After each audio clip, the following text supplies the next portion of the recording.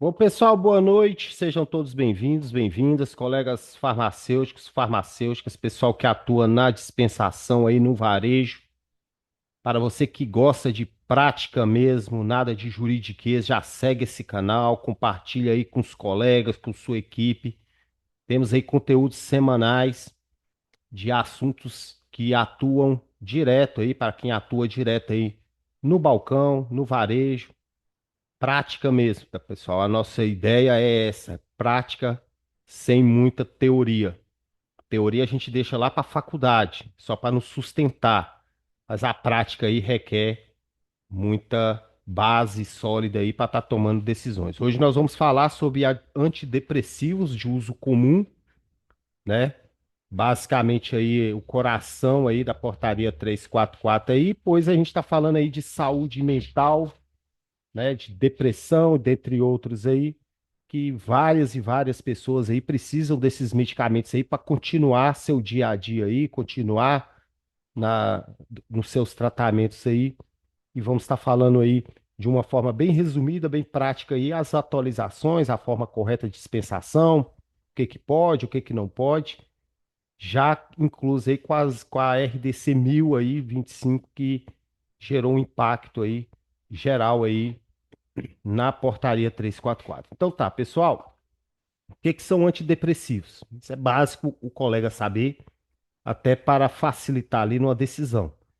São medicamentos, né, fármacos que atuam no sistema nervoso central, modulando neurotransmissores do cérebro e restaurar o equilíbrio químico e melhorar os sintomas emocionais de diversos ali patologias, né? Eles atuam nos três neurotransmissores principais: serotonina, noradrenalina e dopamina. Principais classes deles, né, é a ISRS, né, que atua na serotonina, o IRSN, que atua na noradrenalina, e outros, né, para várias outras funções em especial também que atuam até nos três neurotransmissores, nos dois neurotransmissores, isso aí é a farmacologia aí, o pessoal na aplicada mesmo aí que quer ir nessa parte clínica aí, pode dar uma aprofundada. Hoje nós vamos falar mais básico aí na questão de regras de dispensação. E aqui nós temos os exemplos clássicos aí que você que se já atua na farmácia, está iniciando agora, já deve ter pegado aí sertralina, fluoxetina, escitalopram, venlafaxina, né, desvenlafaxina, duloxetina, amitriptilina, mirtazapina e por aí vai, né? São vários aí na dispensação. Pessoal, os ISRS, né, que atua diretamente na serotonina, é sempre o de primeira escolha do profissional, do médico ali, né, que está acompanhando esse paciente ali, porque, pessoal, ele tem a melhor tolerância, né, por os estudos clínicos ali, principalmente estudos de caso, né, da evolução aí desses antidepressivos. Os que atuam na noradrenalina são casos mais de dores, né, aguda ali, depressão maior. E os tricíclicos, mais efeitos adversos e maior risco de interação, inclusive com outros medicamentos. Então, o acompanhamento deles é mais cuidadoso. Por isso que é importante nós aqui da farmácia, da equipe da dispensação saber disso para garantir que esse paciente está realmente tendo um acompanhamento diário, né, ou mensal, quinzenal, para estar aí contornando essas interações, porque o paciente ele vai falar isso para o farmacêutico, para o balconista aí, ele dificilmente vai falar isso com o médico, porque às vezes o acesso ao médico é um pouco complicado por vários fatores aí que nós podemos elaborar, né? Então é muito importante você saber isso. Olha, essa pessoa precisa desse medicamento, não pode deixar de tomar esse medicamento, tá tendo uns efeitos adversos, já fala para ele procurar um médico se ele vai ajustar a dose, se ele vai aumentar a dose, se ele vai trocar o medicamento, mas jamais impedir dele ter acesso a esse medicamento, pois esse medicamento talvez é o único ali para ele voltar a ter uma vida normal, né? Quando a gente fala aí de depressão e entre outros. Então, principais indicações, conforme eu disse, depressão, ansiedade, transtorno do, ou a gente chama TOC, né? Transtorno compulsivo e transtornos de humor, né? Classificação legal. Agora vamos entrar na parte aí que interessa aí o pessoal. Ele está na lista C1, antidepressivos psicotrópicos, da portaria 344 de 98.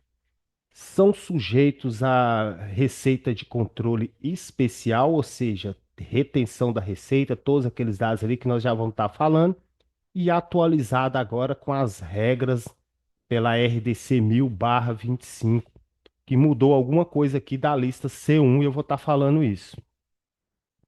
Então, a receita de controle especial, por sua definição, é uma receita que tem que ter a palavra receita de controle especial. A primeira via é com a farmácia, segunda via com o cliente. Eu até coloquei errado aqui, tá? Porque na hora de digitar, eu digitei errado. Mas os colegas já sabem aí. Primeira via, retenção da farmácia, segunda via com o cliente, né? Todos os colegas sabem aí. Vários modelos de prescrições aí já vem só com uma via, tá, pessoal? Vocês vão pegar muitos médicos aí, só colocam uma via, não dá a segunda via. Há impedimento para você não dispensar por esse motivo? Não há, tá? Por quê? A farmácia aí, para nós farmacêuticos, o que interessa é essa primeira via. A segunda via para o paciente ali é para ele não lembrar, talvez ali esquecer como que toma, talvez ele vai ter que voltar ao posto para solicitar a nova medicação e eles pedem para estar levando essa receita até para a equipe lá saber qual medicamento ele toma. Mas para a farmácia e no varejo, para nós enquanto farmacêuticos e tudo, independente se ela tem uma outra cópia igual, se não tem, ela não é nula por conta disso. Eu quero só a primeira via.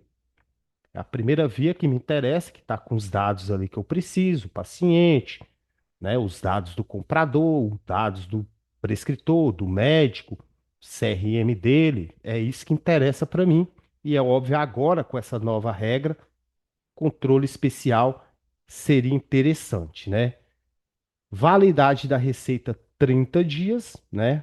Então, a gente tem que respeitar essa validade, jamais dispense quando a receita está vencida, infração sanitária grave, inclusive ética também, né? Por que ética? Muitos colegas falam, nossa, mas é porque está vencido. É ética porque você não está facilitando que esse paciente esteja voltando ao médico, você está facilitando que ele não vá ao médico. Tá entendendo a duplicidade, o sentido aí? Então, se você está impedindo, né, ou facilitando dele não procurar o médico, você está cometendo uma infração ética da saúde desse próprio paciente, porque você está estimulando ele a não ir no médico, porque ele vai achar uma facilidade aí de estar comprando esse medicamento aí com receita vencida. Então, a receita vence 30 dias após a data de expedição, da data da consulta, né? Então, reforçando, primeira via da farmácia, segunda via do paciente. Se o prescritor colocou só uma via, fique com ela, que ela é sua base de segurança da dispensação. Carimba ali, pronto, e todas as orientações. O modelo, conforme eu disse, né? O ARDC 1000, eu até fiz um resumo nesse slide aqui. Os modelos antigos todos foram revogados com a RDC 1000, inclusive a receita de controle especial. Tem um modelo padrão lá e eu vou estar deixando o link aqui para vocês consultarem os novos modelos de receitas que já estão valendo, tá, pessoal? Muita gente está falando, ah, vai ser em fevereiro, vai ser em junho, vai ser em julho. Não, já está valendo. Desde o dia 13 de fevereiro, as novas regras com a RDC 1000 já estão valendo. Já o fiscal pode questionar, pode te exigir isso aí. Você pode ser autuado, ou notificado, ou chamado a atenção de não estar seguindo aí a nova RDC 1000, né? Inclusive, vou dar umas dicas para vocês aqui, principalmente você que faz parte do nosso treinamento e tem um acompanhamento comigo ali de como tá fazendo umas defesas técnicas aí quando necessário, tá? Preenchimento completo é obrigatório, os dados, né, ali, validade, data da prescrição importa, e principalmente que está lá na própria RDC 1000 com essas novas regras. Coerência da prescrição. Ah, o que que seria coerência da prescrição?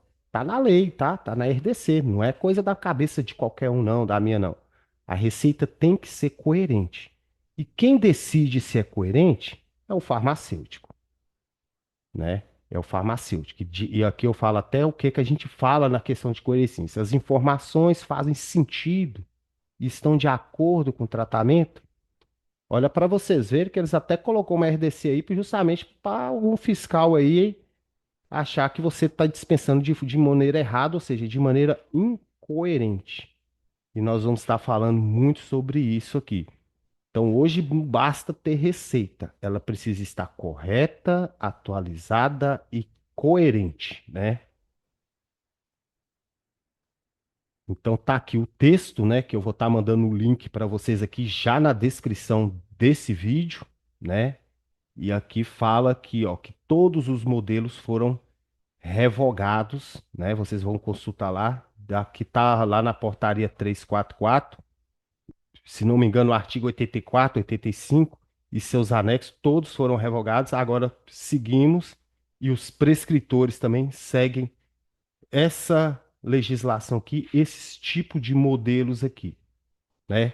Inclusive fala até a questão da dispensação, que agora nós vamos entrar na nossa área. Quanto tempo dispensar, como que eu dispenso, quantas caixas, quantos comprimidos, e fala aqui, ó, que depende da coerência da receita.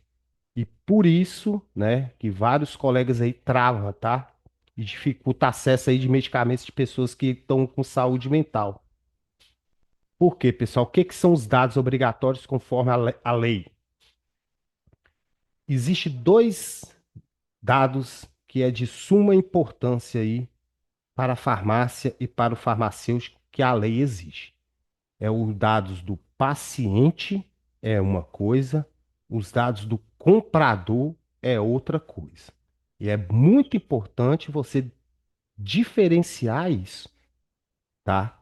Porque paciente, talvez ele tá lá na casa dele, deitado, doente, e quem tá comprando aí é o vizinho, é o filho, é o irmão, né? É o marido, a esposa. Então é esses que você tem que definir. O que que a lei exige? Paciente, você só precisa do nome dele completo e do endereço. O médico coloca lá. Mais nada. Não precisa de sexo, não precisa de CPF, não precisa de mais nada. Eu só quero o nome dele e o endereço. Já o comprador, quem está comprando, quem está retirando esse medicamento aí na farmácia, eu preciso, né? Eu preciso de nome completo dele, CPF e o endereço. Muita gente não está dispensando medicamento porque pensa que tem que ter CPF do paciente. Olha para vocês verem, em momento algum da legislação ou da portaria 344 exige CPF ou documento do paciente, e sim do comprador, aquele que está retirando esse medicamento aí. Tá? A lista C1, tá? Nós vamos falar que as regras de notificações são outras, né? Lista amarela, a sibutramina, dentre outros aí, a isotretinoína, né? Então são outras regras, mas hoje nós vamos falar só de antidepressivos, psicotrópicos de uso comum. Então eu preciso apenas do comprador ali desses dados, que é o CPF, para mandar o SNGPC, né? Então vocês. E o próprio sistema seus aí da farmácia, já é um sistema que já tem um tempo de mercado, ele já tem esses dados ali que já para estar enviando direto para o SNGPC, para facilitar ali. Então você só preenche aquilo ali. Mas CPF de paciente não precisa. Sexo do paciente não precisa. Idade do paciente não precisa. E sim do comprador. Tá bom, pessoal? Então, pessoal, vamos estar falando aqui de algumas situações que acontecem, né? E depois aí, durante as nossas aulas aí, nós vamos estar falando de várias outras situações. Então tá, você chegou aí, receita incompleta, informação faltando, farmacêutico trava. Muito, muito mesmo, trava. Ele simplesmente fica em pânico. Tem farmacêutico aí que chega a ficar com o cabelo em pé aí com uma receita dessa assim, né? O que que acontece? Medo de errar, medo da fiscalização. Na verdade, eu vou ser bem sincero, a gente fala de prática real. Na verdade, se você atua numa grande rede de farmácias e você trabalha aí com três, quatro farmacêuticos, o medo não é da fiscalização. O medo é do outro farmacêutico. E eu até tenho um vídeo aqui que eu falo sobre isso, né? Que aí a gente chama ali do cuidado, né? Da forma de trabalho aí de farmacêutico RT, com farmacêutico assistentes e tudo, mas infelizmente é uma realidade do mercado, cada um tem uma visão, uma individualidade, uma particularidade, né? Mas o medo é justamente isso, principalmente os colegas recém-chegados em grandes redes, tá? Se você atua numa farmácia independente, terra livre. Você tem total autonomia e você sabe muito bem que talvez nem precisa assistir esse vídeo, né? Farmacêutico que trabalha numa farmácia independente aí, ele desenvolve muito melhor sua autonomia e sua postura técnica. Mas o que que acontece quando a receita está incompleta? Informação faltando, farmacêutico que você fica travado, você está com medo de fiscalização, que talvez nem a fiscalização, é a fiscalização do outro colega farmacêutico. E depende sempre da opinião do outro colega. Aí você está desesperado ali ligando para alguém, para outro farmacêutico, ou grupos de farmácia, grupo com farmacêutico pedindo opinião, né? Nós temos os nossos grupos aí, já estamos ali com mais de 7.000 farmacêuticos e farmacêuticas de todo o Brasil. Tanto dispensar a portaria 344 como o SNGPC na prática. Cada um tem sua opinião, sua interpretação de norma. Quando você joga no grupo, você vai ouvir várias opiniões, várias interpretações. Mas eu gosto sempre de dizer, é você que vai tomar a decisão e você vai assumir essa decisão. Se vai ser bacana, ok. Se não for, vai ter que assumir esse erro aí. Então, você, como resolver se a receita está incompleta, informação faltando, farmacêutico travando? Você, primeiro passo, que a própria RDC lá já está te dando isso, já está te protegendo isso. Analise a coerência da prescrição. Verifique os dados essenciais. O que é os dados essenciais? O nome do paciente está completo? É para aquele paciente mesmo? CRM identificável? Letra legível? Receita de controle especial, que agora eles estão exigindo isso. Qualquer outra eventualidade que não impacta isso, você consegue fazer uma justificativa na própria receita e dispensar. Se tiver faltando algo muito grave e a receita estiver incoerente, inclusive na posologia, na dosagem, aí sim você não dispensa.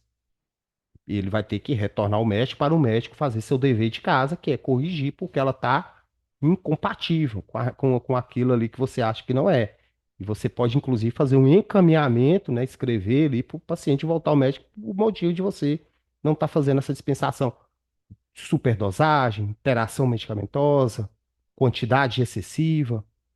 Isso são decisões coerentes, né? Então, a coerência da receita. Então, isso você se respalda, né? Vamos colocar mais uma situação aqui. E essa frase para ficar, já para a gente entrar numa provocação aqui. Se tudo fosse seguir norma, não precisaria de farmacêutico. Isso gerou até um debate ali nos meus grupos ali que eu postei essa frase no LinkedIn. E a gente estaria hoje. E eu vou estar mostrando isso e falo para o pessoal que atua comigo, que faz treinamentos comigo, que, pessoal, a indústria, a grande indústria farmacêutica, os grandes laboratórios, as grandes redes de farmácias, né, que tem farmácia em cada esquina do Brasil, eles não querem que o farmacêutico saiba da sua autonomia e autoridade técnica. Eles querem os profissionais mecanizados, que eu chamo ali, robotizados. Por quê, pessoal? O custo é muito menor. Segue essa dica, tá? O custo pessoal deles é muito menor. Eles conseguem pagar R$ 5.000 ali ao farmacêutico mecanizado, mas eles tudo robotizado dentro da loja, tem todo o sistema lá, as regras, né? Só bater um teclado ali, já sabe o que que pode, o que que não pode, ou seja, ele quer só o farmacêutico ali por uma exigência de lei, que tem que ter farmacêutico, mas zero autonomia, zero autoridade, porque eles querem só vender o produto, eles querem só passar esse produto. Eles valorizam mais, mas só o público vir aqui, pegar, levar, pronto, acabou. Você que atua numa farmácia independente, que é sempre meu público, que eu gosto de conversar com eles, ou você que gosta da autonomia, que gosta de realmente aplicar a farmácia real, você jamais vai deixar de ser robotizado, ser normalizado. Você vai vender serviço e não produto, né? Serviço. Você vai vender serviço e, lógico, seus produtos. Mas principalmente o paciente vai voltar por você pelo seu serviço. Você resolveu o problema dele. Coisas que as grandes redes de farmácia estão correndo. Porque esse profissional que adquire isso é um custo muito alto. E eu falo muito isso e a gente vai falar muito isso nos nossos treinamentos, nas nossas lives. O que que é a farmácia real, o que que é a farmácia na prática aí para vocês, tá? Pessoal, isso aqui também é um erro muito comum que acontece aí. Médico prescreve lá uma caixa e o farmacêutico dispensa uma caixa. Ah, Marco, aconteceu isso mesmo e tudo. E é todos os dias acontece, pessoal. E tem farmacêutico com 20 anos de casa e acredita que isso é o que vale mesmo. Então, ou seja, é o que eu falei com vocês, é o robotizado, né? A empresa colocou, não, eu só entrego uma caixa. Eu vou vender só uma caixa porque eu estou vendendo R$ 1 milhão aqui de produtos que não é medicamento, então eu um prejuízo aqui a menos nesse tipo de dispensação, não. Se você tem autonomia, autoridade técnica, está começando a acompanhar meus treinamentos aqui, você vai olhar a coerência da receita. Se a posologia lá está indicando tratamento para 60 dias, você vai olhar quantos comprimidos essa pessoa toma. Olha, se você está tomando aqui 2 comprimidos ao dia de sertralina, um exemplo aqui, sertralina 50, um comprimido de manhã, um comprimido à noite. Aí o médico coloca lá uma caixa. Ele vai tomar só para 15 dias? Então seja honesto com o cliente, com o seu cliente. Olha, eu vou dispensar só uma caixa porque o médico colocou uma caixa, mas vai dar só para 15 dias. Veja a opinião dele. Eu tenho certeza que vai ser duas situações. Ou ele vai para a farmácia da frente, procurar um farmacêutico com mais desenvoltura, ou ele vai reclamar do atendimento aí e vai fazer um barraco aí que a gente chama os clientes apocalípticos, né?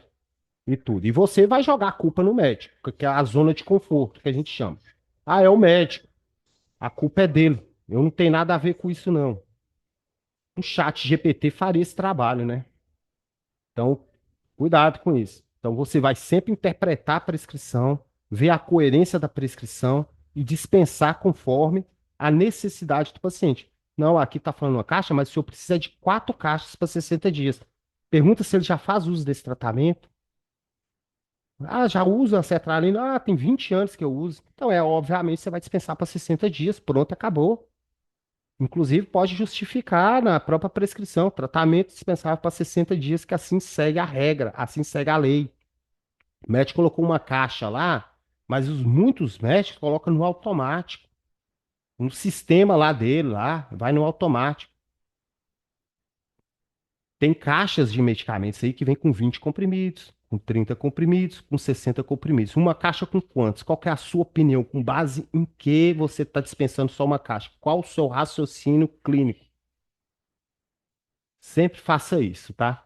Então, pessoal, você tem que ter leitura clínica para sempre preservar a saúde mental desse paciente com psicotrópicos e justificar isso, independente do que qualquer erro que seja. Calcule pela posologia, nunca pelo que está lá. Se o médico quiser limitar, e eu vou estar falando como que ele limita, aí eu vou estar mostrando isso aqui daqui a pouco. O que que é o médico limitou? Ele não limitou a uma caixa, não. Quando ele coloca uma caixa, isso não é limite. É uma coisa sistemática lá. Então é você que vai interpretar, analisar e olhar a coerência dessa prescrição e dispensar aí conforme a necessidade do paciente, já que ele vai tomar esse medicamento aí, talvez pelo resto da vida ou por vários anos da vida aí, tá? Você não vende caixa, você não é um entregador de caixa. Você dispensa tratamento. Mais uma frase para reflexão: quem conhece a Lei 13.021 em 2014 decide com segurança. Segue essa dica aí. Essa lei aqui é muito importante para todos os farmacêuticos, mas tem muita gente que esquece. A indústria queria usar essa lei para criar os consultórios farmacêuticos dentro das farmácias. À época, o debate sempre foi esse. Acabou que não dando muito certo. E se tiver dando certo, tá indo aos poucos. Depois é um outro assunto. Mas essa lei aqui, gente, é um escudo muito forte aí para várias fiscalizações, várias interpretações equivocadas, várias punições que nunca existiram, mas colocaram na cabeça do farmacêutico ali que ele vai ser punido. Eu garanto para vocês, vocês não vão ser punidos por decisão técnica coerente. Nunca, vocês jamais vão ser punidos por isso. E quem falar que vai ser punido, tá mentindo. Não tá exercendo a farmácia, não tá exercendo ser farmacêutico. Tá colocando terrorismo que não existe. Tá bom? Então, pessoal, o outro erro aqui, medo da fiscalização. Né? O farmacêutico sabe o que fazer, mas não faz. Vocês recebem qualquer fiscalização, seja da vigilância sanitária, seja do conselho, né? Apesar que o conselho é bem tranquilo quanto a isso, mas chega um fiscal aí que às vezes o fiscal nem é farmacêutico e quer te ensinar o que você aprendeu há 5 anos lá na faculdade. Vai permitir? Às vezes o fiscal aí é o que a maioria, infelizmente, das prefeituras, eles estão passando por muitas dificuldades. E são raros a gente encontrar aqueles fiscais ali que realmente compreendem a importância do farmacêutico ali na dispensação e não coloca ele como um simples balconista.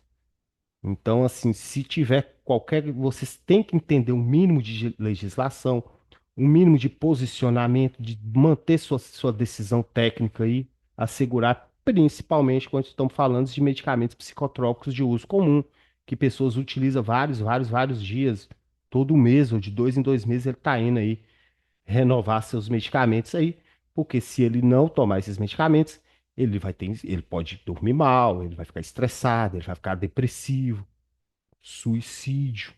Tem pessoas que suicidam, sabia, pessoas? É justamente por quê? Porque não está tomando seu medicamento ali de forma correta, né? Então, quem entende, decide. Quem não entende, trava. Conhecimento, segurança, registro. Registre sempre qualquer decisão que você tomar, qualquer uma, mesmo que você esteja um pouco equivocado, mas você quer resolver o problema daquele paciente, anote. Essa anotação é seu escudo. Lei 13.021/2014. Pessoal, igual eu disse para vocês, é muito interessante para a Big Farmácia, né, para as grandes farmácias, grandes redes, e eu falo isso com propriedade, porque sempre atuei em grandes redes de farmácia, ter tudo padronizado, ter o fluxo igual a indústria, né, o modelo da indústria. É assim, assim, assim, assim, assado. Assim, assim, assim, assim, assado. E daí você perde toda a sua autoridade clínica ali, toda a sua autoridade técnica, que fica como um simples executor e tá lá na empresa porque eles precisam desse nome lá no CRF, porque é uma obrigação deles ter.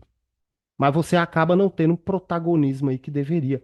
Não por culpa do sistema, porque o sistema sempre foi contra a autoridade clínica do farmacêutico, a autoridade técnica do farmacêutico, prescrição farmacêutica. O sistema é contra, porque é tudo lucro, tudo visionário, é tudo interesses políticos, não tem nada a ver com saúde pública. Então, quanto mais padronizado, mais normas, mais normativos, mais RDCs, mais robotizado, mais barato você fica. E nem adianta reclamar do piso.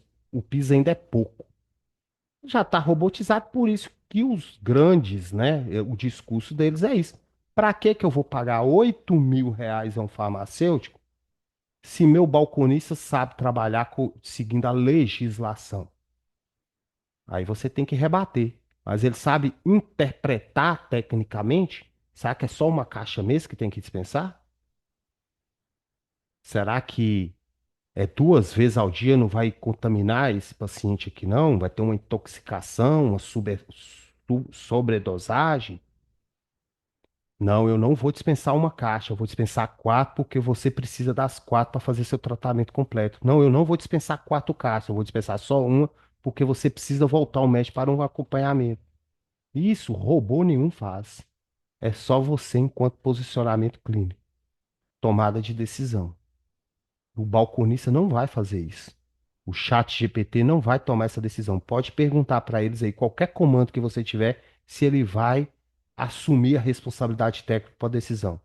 Você é fundamental, você é importante.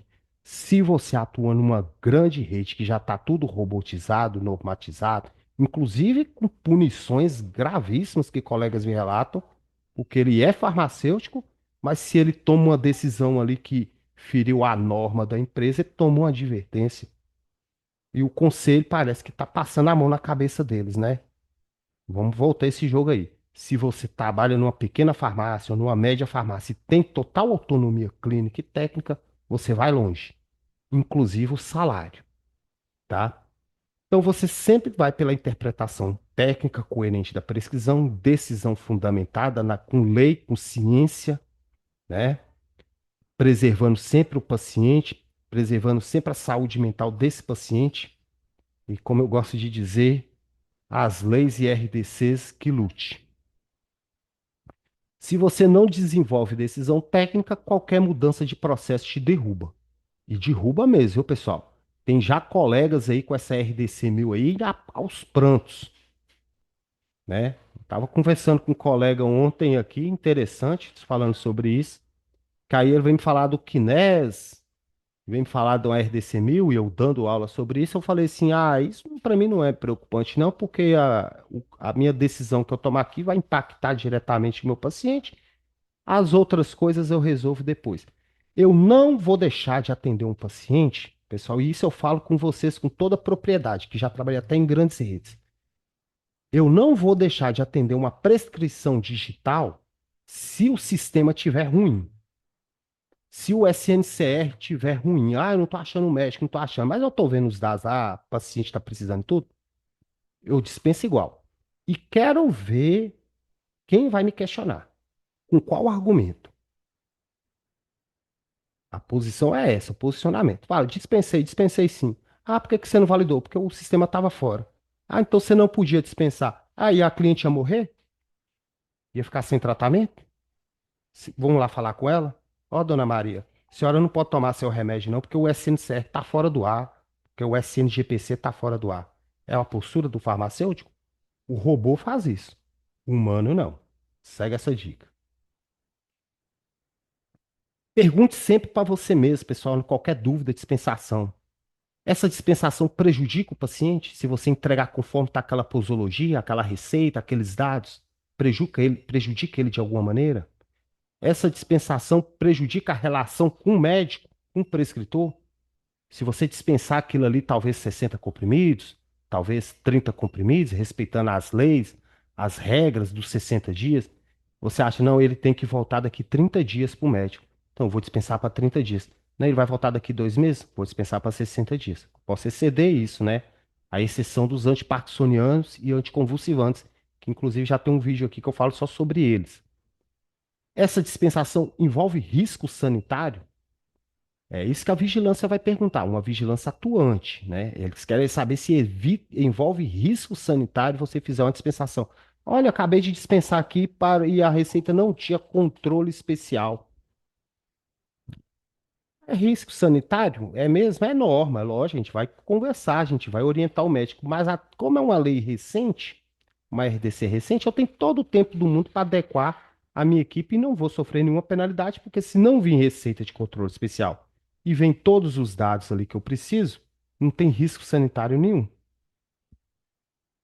Vou dispensar igual, vou registrar isso e depois eu até entro em contato com o prescritor num segundo momento, pedir para ele colocar essa palavra receita de controle especial para, se caso a vigilância ali entender que pode prejudicar. Na minha opinião, não, mas se eles podem, eles me avisam.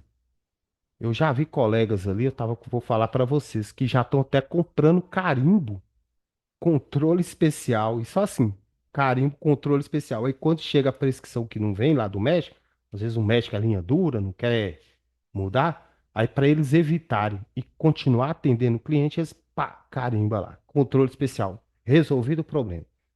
E eu achei bacana, pessoal. Não sei se está certo, mas funciona. O paciente vai sair com o medicamento.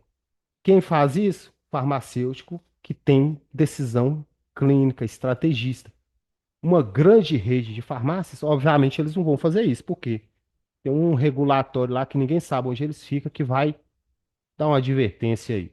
Por isso que eles gostam muito de recém-formados, tá, pessoal? É justamente para isso, para eles dominarem lá e continuar vendendo os produtos e você ajudar eles a vender o produto, né? A gente fala muito sobre isso. Então, aí eu prezo muito pela autoridade e responsabilidade aí em tomadas de decisões. Se sua resposta for não, por que você ainda trava, né? Aquelas três perguntas lá. Não, não vai prejudicar o paciente, não vai prejudicar a relação dele com o prescritor, não tem risco sanitário, vou dispensar assim. Pronto, acabou. Tá resolvido o problema. Próximo, faz assim, tá? Então é isso, pessoal. Muito obrigado, tá? Essa aula aqui ela faz parte do treinamento Portaria 344 com as atualizações da RDC 1000. Eu vou estar postando aí vários conteúdos semanais. Abri essa live aqui para hoje. Agradeço todos vocês aí, tá? E vamos que vamos, porque a gente tem muito que falar aí sobre o papel do farmacêutico, tá bom? Até a próxima.